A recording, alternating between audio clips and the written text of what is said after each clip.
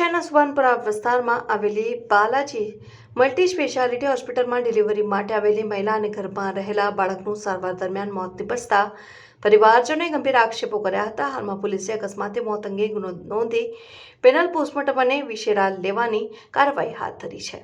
હોસ્પિટલની બેદરકારી છે કે કેમ તે અંગે રિપોર્ટ બાદ વધુ કાર્યવાહી કરવામાં આવશે। વડોદરા શહેરના ગોત્રી વિસ્તારમાં રહેતા 41 વર્ષીય અંકિતાબેન મયુરભાઈ સુભાનપુરા વિસ્તારમાં આવેલી બાલાજી હોસ્પિટલમાં સારવાર લઈ રહ્યા હતા।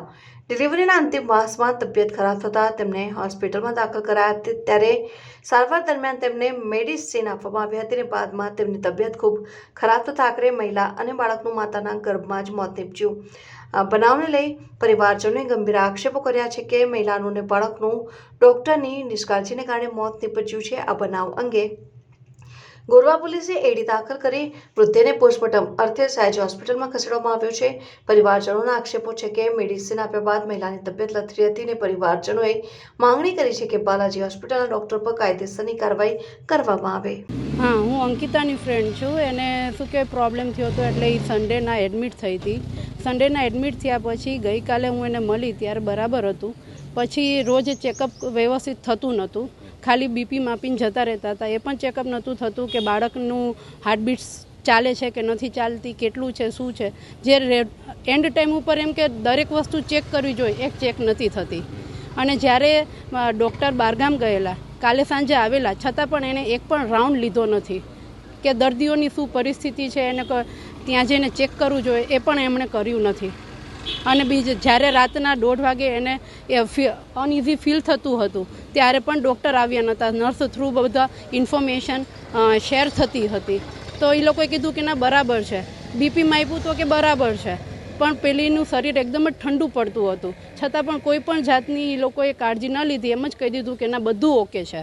જે હું માનું છું કે આ લોકોની નિષ્કાળજીને લીધે અને બેદરકારીને લીધે જ આ કેસ આગળ આવો ખતમ થઈ ગયો છે। અને એને લીધે જ્યારે પાછું અડધી કલાક પછી અને પાછું એવું અનઇઝી ફીલ થયું, એ લોકોએ પાછું નર્સને ડૉક્ટરને કીધું કે ભાઈ હવે તમે એન્ડ આવી ગયો છે ને આગળના ભાગમાં પેઇન થઈ રહ્યું છે, તો તમે અત્યારે પ્રીપોન કરી દો એમ ડિલિવરી। છતાં પણ એ લોકોએ કશું કર્યું નહીં। આઈસીયુમાં લઈ જતા હતા ત્યારે પણ એ લોકોએ કોઈ પણ જાતની ચેકઅપ કે કશું જ ન કર્યું। બેદરકારીને લીધે મા અને બાળક બંનેનું મોત થયેલ છે।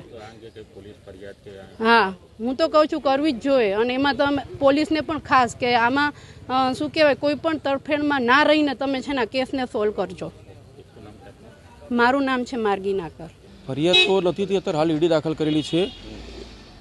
ફેમિલીનું એવું કેવું છે કે ભાઈ કોઈ મેડિસિન આપવામાં કે તકલીફ થઈ છે, પણ અથવા પેનલ ડૉક્ટરથી જ પીએમ કરવામાં આવશે તો જ ખબર પડશે। એટલે હાલ અત્યારે ઈડી દાખલ થયેલી છે ગોરવા પોલીસ સ્ટેશન ખાતે।